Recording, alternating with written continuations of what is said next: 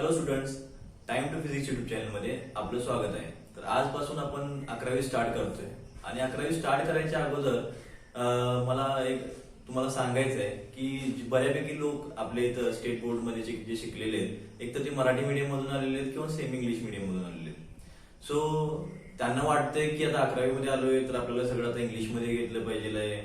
आपल्याला माहिती आहे की इंग्लिश खूप इम्पॉर्टंट आहे आता जगात. आपण आजूबाजूला बघतोय पण त्याचबरोबर कन्सेप्ट समजून घेणं खूप महत्वाचं आहे. सो त्यामुळं आपण काय करतोय, ज्या आजूबाजूच्या जगात राहतोय त्या ठिकाणी आपण मराठीमध्ये विचार करायला शिकलोय, मराठीमध्ये बोलतोय रोजच्या रोज. सो त्यामुळं आपण कन्सेप्ट समजून घेणं आधी महत्वाचं आहे आणि त्यानंतर त्या कन्सेप्टला आपल्याला सोप्या इंग्लिश लँग्वेजमध्ये मांडायचंय.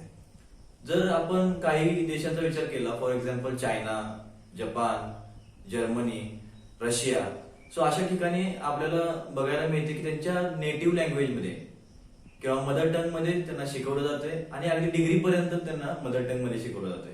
So here language is not problem. So तुम्हाला फक्त समजून घ्यायचंय व्यवस्थित तुमच्या लँग्वेजमध्ये आणि त्यानंतर तुम्हाला काय करायचंय, सोप्या इंग्लिश भाषेत मांडायचंय. सो एक दुसरं म्हणजे बऱ्यापैकी जणांना 8 दिवसात ते स्वतः मत करून घेतात की फिजिक्स खूप अवघड आहे. ऍक्च्युली तुम्ही जर फिजिक्सला आजूबाजूच्या गोष्टींशी रिलेट केलं तर तुम्हाला कुठल्याही प्रकारे फिजिक्स अवघड जाणार नाही आणि मी तुम्हाला सोपं करून सांगायचा प्रयत्न करेन. त्याचबरोबर तुम्हाला जर समजा काही डाऊट्स असतील तर मी खाली डिस्क्रिप्शन मध्ये टेलिग्राम चॅनलचा आपल्या लिंक देतोय. त्या टेलिग्राम चॅनलवर तुम्ही टेलिग्राम चॅनल जॉईन करा आणि तुम्हाला तिथं तुम्हाला हँड रिटन नोट्स मिळतील, प्लस तुम्हाला काही जे डाऊट्स असतील ते तुम्हाला तिथं विचारता येतील. सो आपण आज फर्स्ट चॅप्टर सुरू करायचंय, तर सुरू करूया. सो आपण आता फर्स्ट चॅप्टर चालू करतोय, units and dimensions. For example इथं बघा की आपण काही दुकानात गेलो आणि आपल्याला साखर आणायची. साखर आणण्यासाठी आपण दुकानात गेलोय आणि सांगितलं की मला साखर द्या. मग ते विचारतात किती पाहिजे. सो आपण सांगतोय की मला 5 किलो साखर पाहिजे. 5 किलो साखर पाहिजे म्हणतोय आपण, 5 kg शुगर पाहिजे म्हणतोय. सो आपण काय सांगतोय, हे जे काही केजी आहे याला आपण युनिट म्हणतोय आणि या युनिटच्या टर्म मध्ये मला काय पाहिजे आहे, क्वांटिटी पाहिजे आहे. So what is unit? First, what is unit? So unit is a reference standard. Unit is a reference standard used for measurement of physical quantity.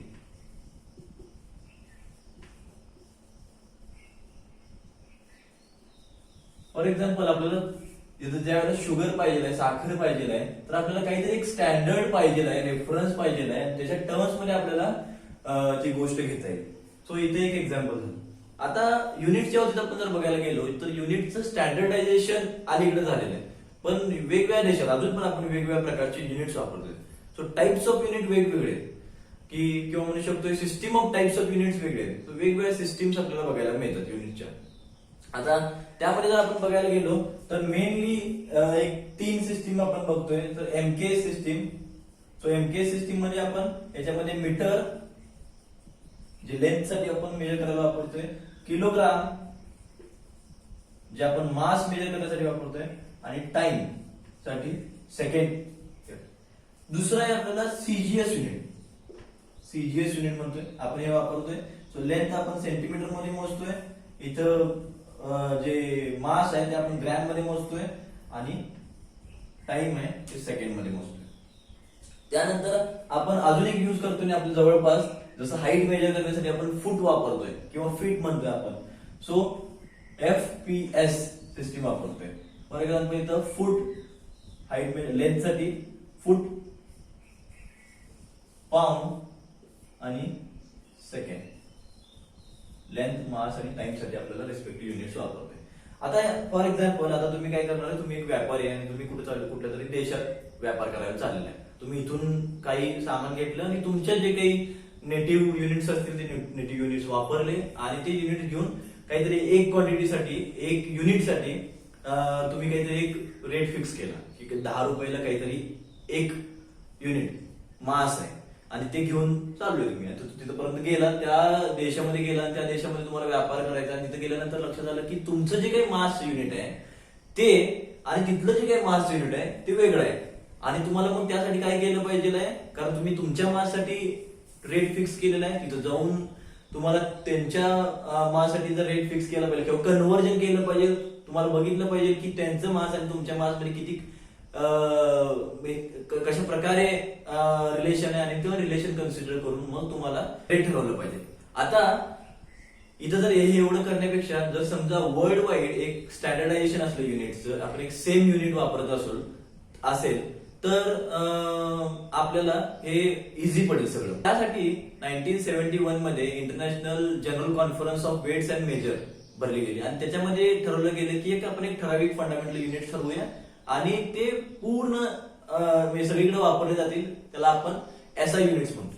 So आपण पहिल्यांदा एसआय युनिट्स मध्ये ज्या काही फंडामेंटल क्वांटिटीज ठरवले गेलेले आहेत त्या बघूया. फर्स्ट तर एसआय म्हणजे सिस्टीम इंटरनॅशनल डी युनिट्स फ्रान्समध्ये भरली गेली होती, त्यामुळं आपल्याला ते एसआय युनिट्स असं आपल्याला दिसले. ऍक्च्युली इंटरनॅशनल स्टँडर्ड आपण इंग्लिशमध्ये आपण म्हणू शकतोय. आता इथे जर आपण बघायला गेलो एसआय युनिट्स ची जी काही सिस्टीम आहे त्याच्यामध्ये काही फंडामेंटल क्वांटिटीज आहेत. Fundamental quantity. आता फंडामेंटल क्वांटिटी काय कशाला म्हणतोय, तो फंडामेंटल क्वांटिटी आपण कशाला म्हणतोय. So physical quantity which do not depend on any other quantities for the measurement. For example आपण मास मेजर करायचं आहे, सो डायरेक्टली आपण मास मेजर करू शकतो. फॉर एक्झाम्पल आपल्याला टाइम मेजर करायचं आहे तर आपल्याला डायरेक्टली टाइम मेजर करता येते. फॉर एक्झाम्पल आपल्याला टेम्परेचर मेजर करायचं आहे, डायरेक्टली आपल्याला टेम्परेचर मेजर करता येते. सो आपण अशा क्वांटिटीजना आपण फंडामेंटल क्वांटिटीज म्हणतोय. आता युनिट्स आहेत त्यांच्या त्या ज्या काही क्वांटिटीज आहेत त्यांच्या युनिट्सना आपण फंडामेंटल युनिट्स म्हणतोय. Fundamental units. So units of fundamental quantities are fundamental units. आता इथे जर बघायला गेलो दुसरा एक टाईप आपला, आता या फंडामेंटल क्वांटिटीच्या बाबतीत आपण जर बघायला गेलो तर कुठल्या कुठल्या फंडामेंटल क्वांटिटीज एसआय युनिट किंवा एसआय सिस्टीम मध्ये आपल्याला मिळतात. सो एक आहे लेंथ, दुसरं mass, time, temperature, luminous intensity,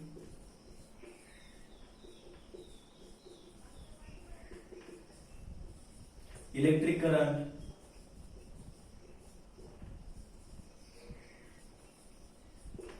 आणि अमाउंट ऑफ सबस्टन्स.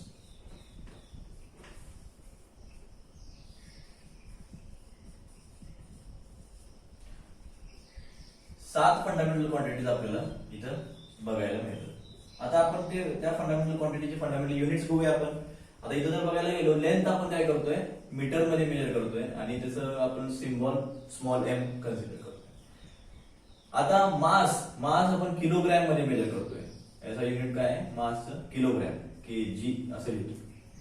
टाइमचं युनिट सगळीकडे सेमच आहे सेकंड, सो आपण इथं एस. टेम्परेचर, आता फॉर एक्झाम्पल आपण टेम्परेचर इथे डिग्री मध्ये मेजर करतोय नॉर्मली, पण एसआय युनिटच्या बाबतीत आपण जर बघायला गेलो टेम्परेचर आपण केल्विन मध्ये मेजर करतोय.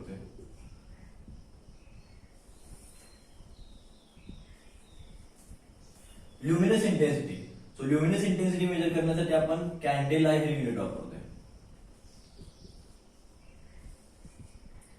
Electric current. So electric current measure करण्यासाठी आपण एम्पियर युनिट वापरतोय. आणि अमाऊंट ऑफ सबस्टन्स हे मेजर करण्यासाठी मोल हे युनिट वापरतोय. आता यातल्या काही quantities for example luminous intensity, amount of substance, electric current तुम्हाला झालं असेल, पण ल्युमिनस इंटेन्सिटी आणि अमाऊंट ऑफ सबस्टन्स या क्वांटिटी तुम्हाला कधी तुम्ही ऐकलंच नसतील. सो जसं जसं आपण पुढे जाणार आहे तसं तशा या क्वांटिटी तुमच्या आजूबाजूला येणार आहेत फिजिक्स शिकत असताना. सो त्या वेळेला आपण एक्सप्लेन करून सांगू. आता हे या 7 फंडामेंटल क्वांटिटीज सोडून आपल्याला 2 सप्लिमेंटरी युनिट्स पण दिले गेले आहेत. सो त्या 2 सप्लिमेंटरी युनिट्सच्या फिजिकल क्वांटिटी म्हणजे त्या क्वांटिटीज कुठले आहेत तर सप्लिमेंटरी युनिट्सचे आपण जर बघायला गेलो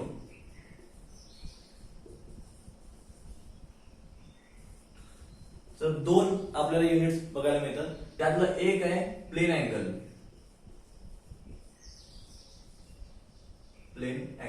आता प्लेन अँगलच्या बाबतीत आपण जर बघायला गेलो, plane angle, what is plane angle? So suppose आपण केले, आपल्याला एक सर्कलचा थोडासा पार्ट घेऊया, याला आपण आर्क म्हणतोय, याला आपण रेडियस म्हणतोय. रेडियस आहे, आर्क आहे, आर्कला आपण एस ने पण डिनोट करतोय. आता आपण तिथं बघायला गेलो, so it is the ratio of length of arc of the circle and radius of circle. So आपण जर बघायला गेलो, थिटाला आपण डिनोट करतोय प्लेन अँगलला. So theta is nothing but the S divided by R. Theta is nothing but the angle subtended by arc of the circle to the centre of circle, याला आपण म्हणतोय थिटा. आता दुसरं सप्लिमेंटरी युनिट्स आहे. आता आपण इथं बघूया, हे झालं 2 डायमेन्शन मध्ये. प्लेन अँगलच्या बाबतीत आपण जर बघायला गेलो, हे झालं 2 डायमेन्शन मध्ये. सो आपण जर समजा 3 डायमेन्शन मध्ये घेतलं तर, सो इथं आपण जसं सर्कल घेतला होता तसं आपण स्पियर घेऊया. आता स्पियरचे आपण जर बघायला गेलो, सरफेस एरिया असतोय, सो त्यात थोडासा सरफेस एरिया घेऊया. तर फॉर एक्झाम्पल आपण मी थोडासा या स्पियर मधला हा थोडासा सरफेस एरिया घेऊया आणि सेंटर पर्यंत आपण जोडून टाकूया.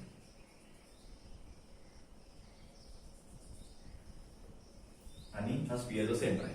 तो सो सॉलिड अँगलच्या आपण जर बघायला गेलो, व्हॉट इज सॉलिड अँगल, याला आपण ओमेगा ने पण डिनोट करतोय.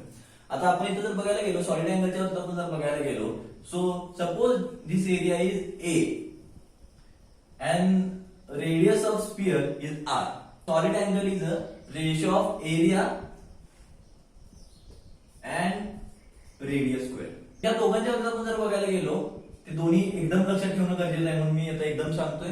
तर इथं आपण जर बघायला गेलो, प्लेन अँगल आपण रेडियन मध्ये मेजर करतोय आणि सॉलिड अँगल आपण स्टेरेडियन मध्ये मेजर करतोय. प्लेन अँगल आपण रेडियन मध्ये मेजर करतोय आणि सॉलिड अँगल आपण स्टेरेडियन मध्ये मेजर करतोय. सो आता आपण बघूया डिराइव्ड क्वांटिटीज काय.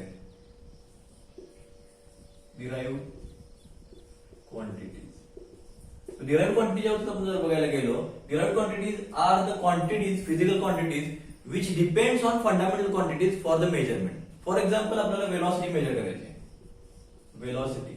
वेलॉसिटी मेजर करणे, velocity is nothing but the length और displacement, actually displacement divided by time. So displacement आपण कशामध्ये मेजर करतोय? लेंथ मध्ये मेजर करतोय. Displacement is nothing but the length. So इथे जर आपण बघायला गेलो, लेंथ आपण मीटर मध्ये मेजर करतोय आणि टाइम सेकंड मध्ये मेजर करतोय. सो आता इथे आपण जर बघायला गेलो, तर डिराइव्ड क्वांटिटी कशावर डिपेंड आहे? तर फंडामेंटल क्वांटिटीजवर डिपेंड आहे, लेंथ आणि टाइम. सो आपण इथे बघायला गेलो तर इथे लेंथ आणि टाइम वर डिपेंड आहे. सो त्यामुळे आपण डिराइव्ड क्वांटिटी म्हणू शकतो. फॉर बाकीच्या सगळ्या बऱ्यापैकी क्वांटिटी जे आपण बघणार आहे त्या डिराइव्ड क्वांटिटी आहेत. Derived units corresponding to derived quantities. So आता फॉर एक्झाम्पल आपण इथं वेलॉसिटीचं युनिट आपल्याला माहिती आहे मीटर पर सेकंड. ऍक्सलरेशन आपल्याला माहिती आहे, त्याचं आपल्याला माहिती आहे की मीटर पर सेकंड स्क्वेअर. अशा प्रकारचे आपण क्वांटिटीज बघणार आहे पुढे. आपल्याला आता एसआय सिस्टीम तर आपण बघितली, पण ती एसआय सिस्टीम युज करण्यासाठी आपण काही कन्व्हेन्शन वापरतोय. सो आता ते कन्व्हेन्शन आपल्याला बघायचं आहे. सो कन्व्हेन्शन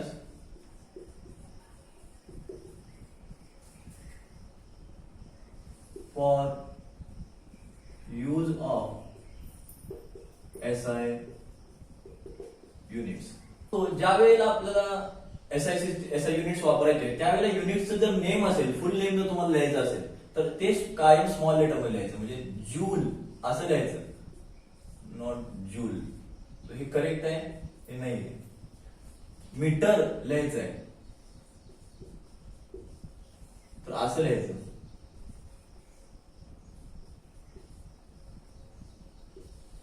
हे चुकीचं आहे. जरी शास्त्रज्ञाचं नाव असेल, फॉर एक्झाम्पल न्यूटन आहे, आपल्याला तुम्हाला इंग्लिशमध्ये आपण बघतोय की न्यूटन.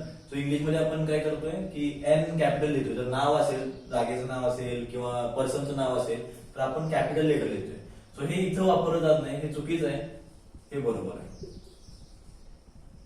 दुसरं, ज्या वेळेला आपण डिराइव्ड युनिट्स लिहितोय, फॉर एक्झाम्पल वेलॉसिटीचं युनिट आहे मीटर पर सेकंड. सो मीटर पर सेकंड लिहित असताना जर आपल्याला फुल मध्ये लिहायचं आहे तर एकतर फुल मध्ये लिहा किंवा सिम्बॉल मध्ये लिहा.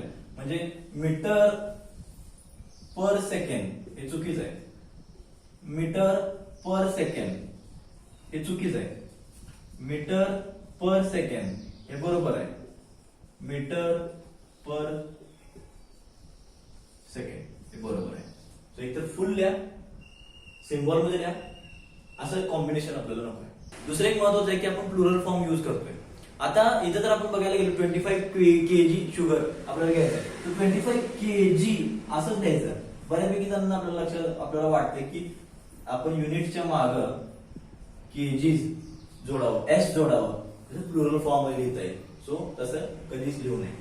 आता अजून आपण बघायला गेलो तर सपोज आपल्याकडे खूप मोठी क्वांटिटी आहे किंवा खूप स्मॉल क्वांटिटी आहे, तर आपल्याला एकतर फ्रॅक्शन मध्ये लिहायला लागते स्मॉल क्वांटिटी.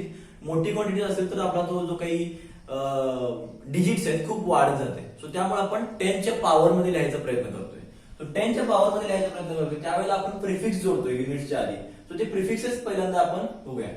सो इथं आपण टाइम हे टाइमचं युनिट म्हणजे सेकंड यूज करून बघूया हे प्रिफिक्सेस कसे आहेत. समजा आपण इथं नॅनो सेकंड लावलेलं आहे. Nano second means 1 nano second means 10⁻⁹ second.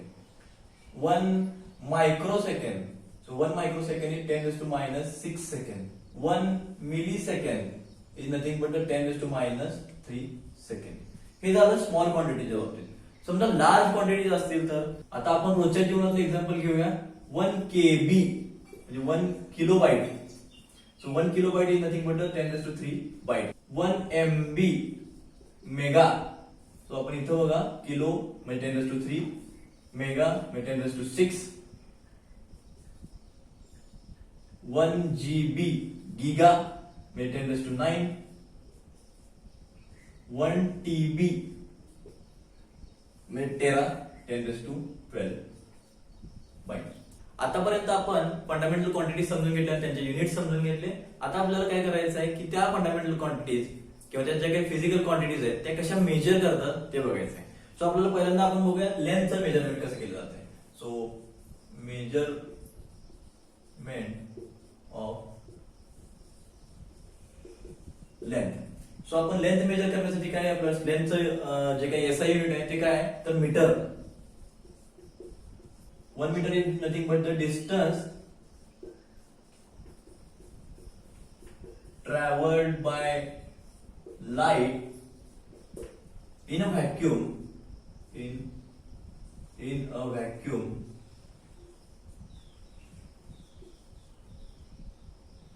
in 1 divided by 299792545 second. आता हे काय आहे ऍक्च्युली हा स्पीड आहे लाईटचा, एवढा मीटर पर सेकंड स्पीड आहे. सो आपण काय करतोय 1 divided by this much quantity second एवढ्या टाइम मध्ये जे काही डिस्टन्स ट्रॅव्हल करेल लाईट त्या डिस्टन्सला आपण 1 मीटर म्हणतोय. सो कारण स्टँडर्डायझेशन आपल्याला पाहिजे. सो युनिट जर आपण फिक्स केलं, फॉर एक्झाम्पल आपल्याला बघायचंय की स्टार पर्यंत डिस्टन्स मेजर करायचंय आपल्याला किंवा प्लॅनेट पर्यंत डिस्टन्स मेजर करायचंय, तर कसं करतात ते पट्टी घेऊन मोजतात नाही. तर त्यासाठी वेगवेगळ्या मेथड्स वापरले जातात आणि त्यामध्ये खूप कॉमन आणि इफेक्टिव्ह जी मेथड आहे त्याला आपण पॅरलॅक्स मेथड म्हणतो.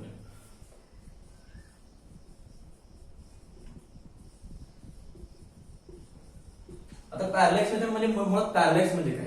सो पॅरलॅक्स कशाला म्हणतोय. आता काय करा, तुम्ही अंगठा घ्या, तुम्ही करून बघू शकता घरात. अंगठा घ्या, अंगठा तुम्ही समोरच्या कुठल्या तरी एक रेफरन्स घ्या तुमचा, त्या रेफरन्सला लावा.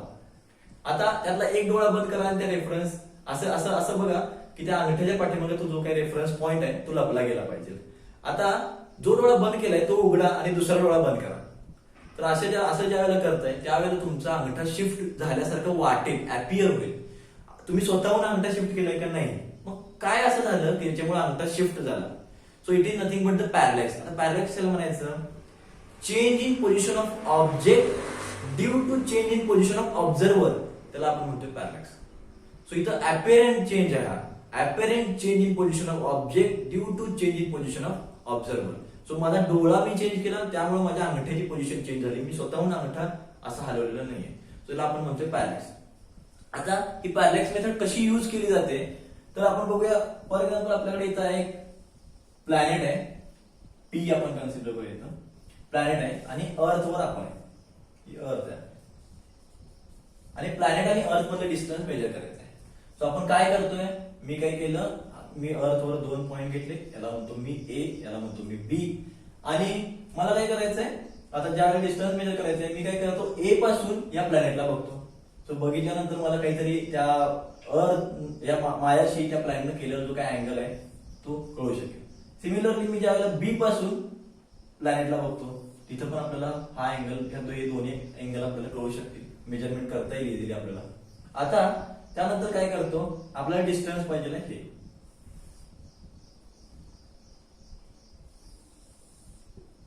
आपल्याला डिस्टन्स पाहिजे हे. आता मी काय करतो, A to P distance D consider करतो, बी टू पी डिस्टन्स पण डी कन्सिडर करतो. जर इथं बघितलं तर ए बी डिस्टन्स, याला काहीतरी आपण मी बी म्हणतो, हे डिस्टन्स जे आहे, तर हे distance B is much much smaller than D. जर असं असेल, हे डिस्टन्स खूपच स्मॉलर आहे, मला इथं आकृतीमध्ये, मला इथे डायग्राम मध्ये नाही काढता येणार, पण हे डिस्टन्स खूपच स्मॉल आहे. तर अशा केसमध्ये हे डी म्हणजे हा पण डी असणार आहे, अप्रॉक्सिमेट. सो अशा वेळेला आपण काय करतोय, आपल्याला काय करतोय, जर हा अँगल मला माहिती आहे, तर इझिली अँगलचं डेफिनेशन वापरायचे. Angle is nothing but the arc divided by radius. So arc A B हे डिस्टन्स आपण अर्थवरचं डिस्टन्स आहे, ते लेंथ मेजर करू शकतो ती आपण. So arc divide by radius D. So आपण इथं म्हणू शकतो थिटा इज नथिंग बट, तो थिटा आपण मेजर करू शकतो. हा मेजर केला म्हणजे हा आपल्याला इझिली करू शकतो. सो आपण थिटा आपल्याला मिळालेला आहे. त्यानंतर आपल्याला अर्थवरचे डिस्टन्स बी माहिती आहे, तर डी काढता येईल. So D is equal to B by theta. So easily आपण डिस्टन्स मेजर करू शकतो. आता हे बघा, हे अगदीच प्रिसाइज मेजरमेंट नसते. एवढं मोठे डिस्टन्स घेतोय त्यावेळेला आपल्याला हे एकदम प्रिसाइज मेजरमेंट नाही मिळत, अप्रॉक्सिमेट डिस्टन्स मिळून जाते. आता प्लॅनेट तर आपल्या जवळ आहे, पण स्टार्स आहे. सपोज आपल्यापासून जवळचा जो काही स्टार आहे म्हणजे सन आहे, सन नंतर जो दुसरा जवळचा स्टार आहे तो साधारणतः 4 लाईट इयर एवढं लांब आहे. म्हणजे लाईटला ज्याचा स्पीड आहे, लाईटचा स्पीड 3 लाख किलोमीटर पर सेकंड, आणि तो त्या लाईटला डिस्टन्स ट्रॅव्हल करायला तिथपर्यंत 4 वर्ष लागतात. एवढ्या लांब असलेला स्टार, आणि त्याला आपल्याला जर पॅरलॅक्स मेथडनं मेजर करायचं आहे, तर अर्थवरचे 2 पॉईंट घेतले, तर त्या अर्थवरच्या 2 पॉईंटनी त्या स्टारशी केलेला जो काय अँगल असणार आहे तो खूपच स्मॉल असणार आहे, आणि तो आपल्याला मेजरमेंट करताच येणार नाही. सो त्यासाठी आपल्याला काय पाहिजे, ते डिस्टन्स जे आहे 2 पॉईंट मध्ये डिस्टन्स आहे ते मोठं पाहिजे. सो आपण काय करतोय, सन आपल्याला माहिती आहे, हा सन आहे, सपोज ही अर्थ आहे. सन आणि अर्थ मध्ये जे काही डिस्टन्स आहे साधारणतः 15 कोटी किलोमीटर आहे. याला आपण म्हणतोय 1 ऍस्ट्रॉनॉमिकल युनिट. याला आपण म्हणतोय 1 ऍस्ट्रॉनॉमिकल युनिट. सो आपण काय करतोय, हे इथं बघतोय, इथनं आपण काय करतोय, सपोज इथे एक स्टार आहे. सो आपण काय करतोय, अर्थ पासून त्या स्टारनं या ठिकाणी ज्या वेळेला अर्थ असते त्यावेळेला या स्टारशी केलेला जो काय अँगल आहे तो मेजर करतोय.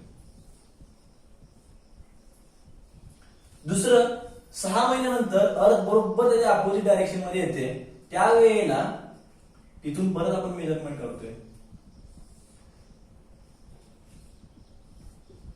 आता हा अँगल आपल्याला मिळतो.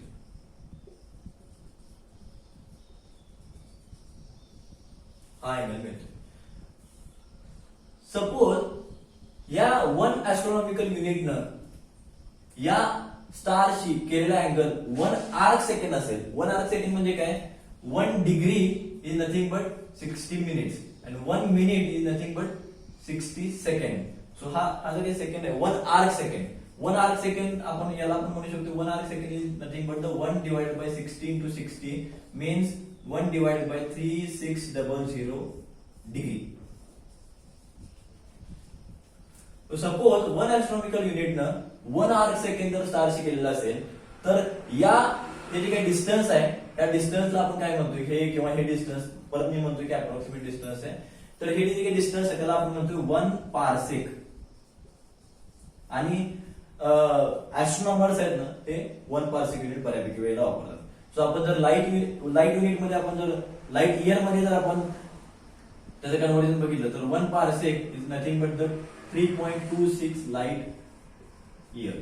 तो हे झालं मोठ्या मेजरमेंटसाठी, मोठ्या लेन्थच्या मेजरमेंटसाठी. पण छोट्या लेन्थच्या मेजरमेंटसाठी आपण काय करतोय, छोटं मेजर करत असेल तर पहिल्यांदा आपण स्केलच्या अजून खाली जायचं असेल वर्नियर कॅलिपर्स वापरतोय, मायक्रोमीटर स्क्रू गेज वापरतोय.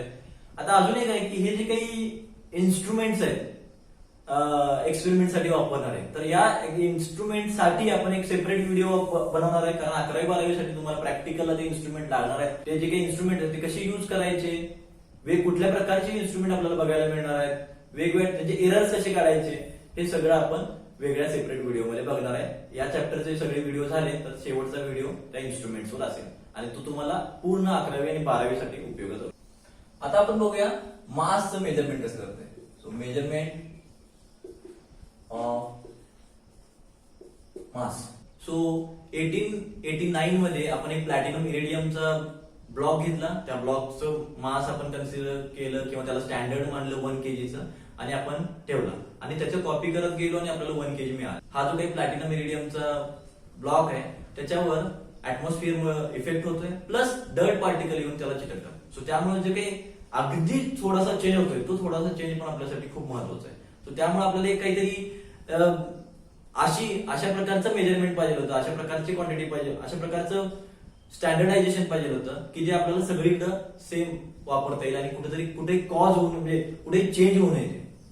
सो त्यासाठी आपण काय केलं, इलेक्ट्रोमॅग्नेट सगळ्यांना माहिती आहे. आपण एक कॉईल घेतली आणि तुम्ही 10वी मध्ये शिकलेलंच आहे. सो इलेक्ट्रो कॉईल घेतली, कॉईल मधनं करंट पास केला तर आपल्याला काय होतंय की तुझी जी काही कॉईल आहे ती मॅग्नेट सारखं बिहेव करते. सो आपण काय केलं, एकदम सेन्सिटिव्ह बॅलन्स घेतला, वेट बॅलन्स, एकदम सेन्सिटिव्ह वेट बॅलन्स घेतला. आता याच्यामध्ये आपण पहिल्यांदा काय केलं, इरिडियमचा तो ब्लॉक ठेवला एका याच्यावर आणि इथं काय केलं, आपण एक कॉईल घेतली, इलेक्ट्रोमॅग्नेट घेतला.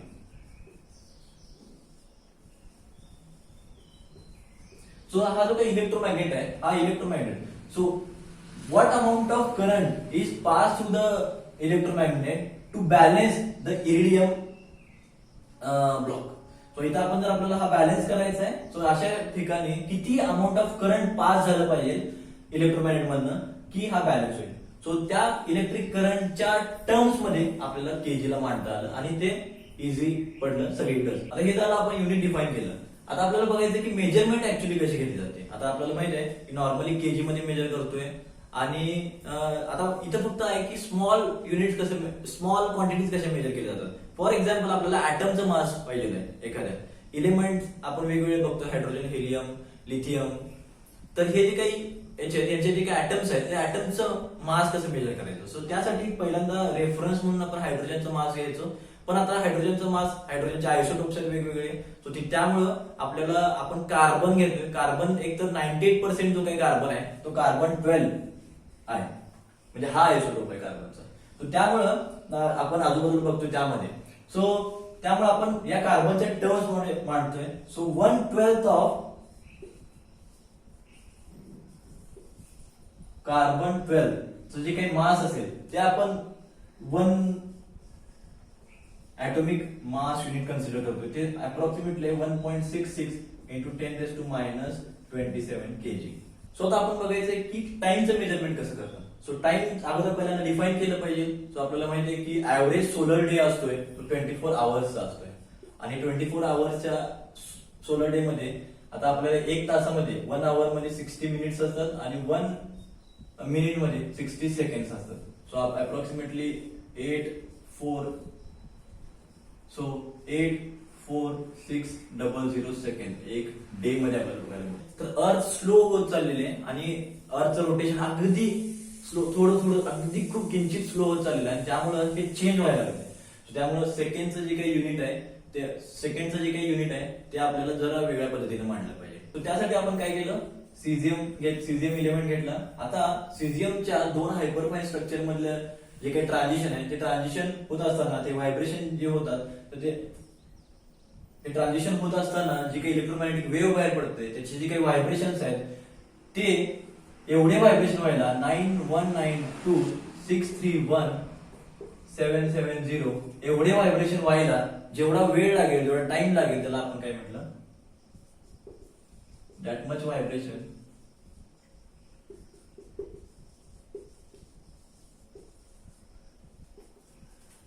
Is 1 second. पुढच्या लेक्चर मध्ये आपल्याला डायमेन्शनल अनालिसिस बघायचं आहे. तर पुढचं लेक्चर चुकूनही मिस करू नका, कारण डायमेन्शनल अनालिसिस हा खूप इम्पॉर्टंट पार्ट आहे तुमच्या सिलेबस मधला. आणि जर तुम्हाला काही शंका असतील तर टेलिग्राम चॅनलवर मला मेसेज करा. तुम्हाला तुमच्या शंका तिथं जे काही डाऊट्स असतील ते डाऊट सॉल्व्ह करून दिले जातील. आणि जर आमचा हा व्हिडिओ आवडला असेल तर आमच्या युट्यूब चॅनलला सबस्क्राईब करा, शेअर करा. तुमच्या आजूबाजूला जे मित्र असतील ज्यांना फिजिक्स अवघड जात असेल त्यांच्याशी शेअर करा आणि अभ्यास करत राहा. Because it's time to physics. Thank you.